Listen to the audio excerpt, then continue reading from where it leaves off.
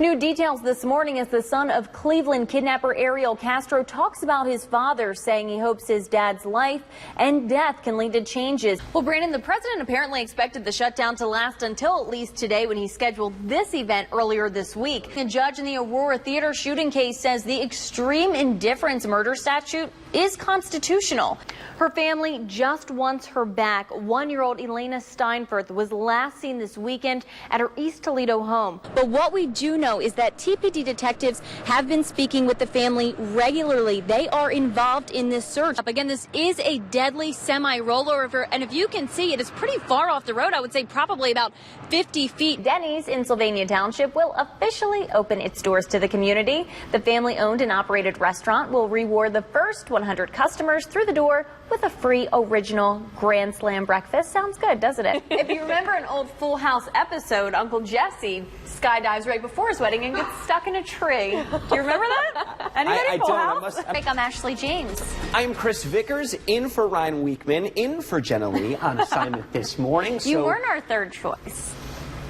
I don't want you to think That thought that. didn't cross my mind until you just said that. Good morning. Yeah, this is very exciting. So let's play some trivia here. Yeah. When was the last time the Detroit Tigers won the World Series? Was it 2010, 11? Okay, No. wait. Okay, maybe you're not. a few years Maybe. off. I'm going to say 1991. No. No, you know at home? A little off. It was 1984. Oh.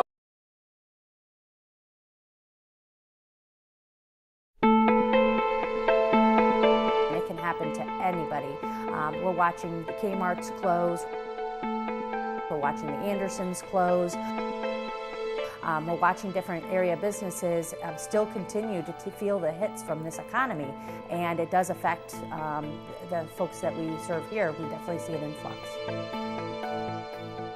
Area shelters like Family House are seeing the number of homeless families increase. In 2012, they served 800 individuals, 100 more than the year before. More than half of those were children, and Director Renee Palacio believes the economy is still to blame. It's been my opinion that Toledo was one of the first hit in 2008 when the bottom dropped out, and so we're going to be probably one of the last to recover. A still struggling economy may be the reason for the increase. Ohio's unemployment rate is 6.8%, but numbers released by the Department of Job and Family Services in November show Lucas County remains significantly higher at 7.4%. You gonna pour it in your hand?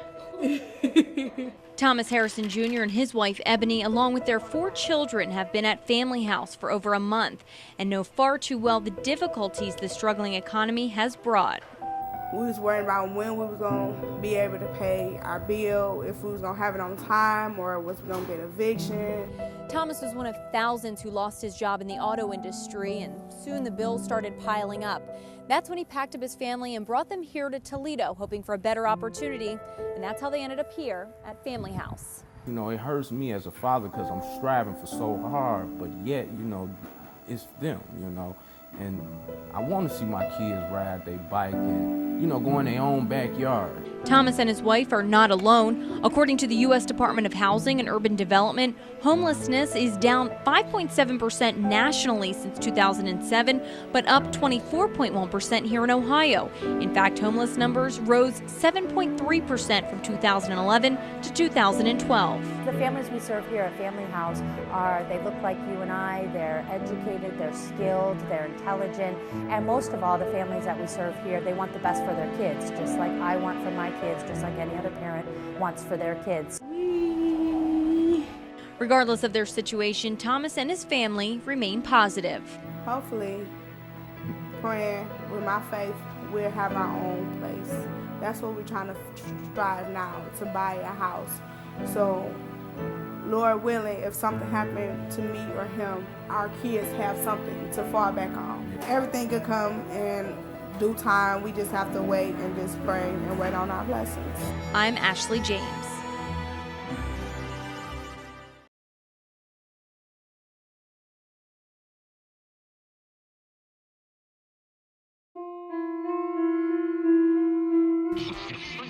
As As of November 1st, there were 784 sex offenders just in Lucas County living on our streets, near places we think our children are safe, near schools, and many living within 1,000 feet. I think the situation really demands a greater solution to the problem. I combed through files of convicted sex offenders and I found this man, Eric Schaefer. Schaefer was convicted of rape in 2006. His victim, a 7-year-old relative.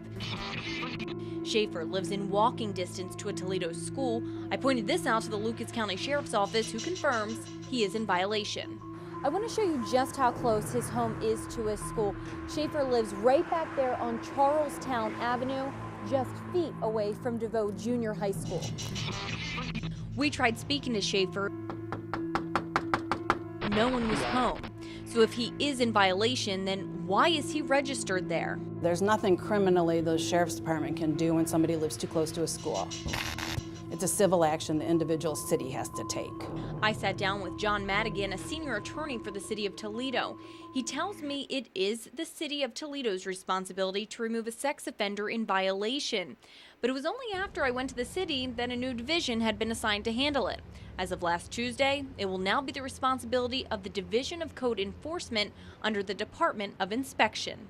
In Toledo, it's been the city of Toledo's responsibility to enforce this law when we get complaints that there's offenders living within 1,000 feet of a school. But some sex offenders can live as close to a school as they want. It is shocking. So here's how the state of Ohio law works. According to the Attorney General's office, if the offense is committed after July 31st of 2003, they are prohibited from living within 1,000 feet from a school. If the offense was committed before that, then the 1,000-foot rule does not apply, meaning some sex offenders do live within 1,000 feet legally. So how clear is this law? It isn't mandatory. It doesn't say shall. It says the city has a cause of action to enjoin an offender from living within sex offender from living within 1,000 feet of a school. Madigan says they are not actively looking for sex offenders. They are investigated on a case-by-case basis only if there is a complaint. There's no task force that goes out and searches through every one of these files to see where the offender's living. If we get a complaint, we'll address it. As far as Eric Schaefer, the sex offender I found in violation, I spoke with the Division of Code Enforcement, who tells me they are investigating. I'm Ashley James.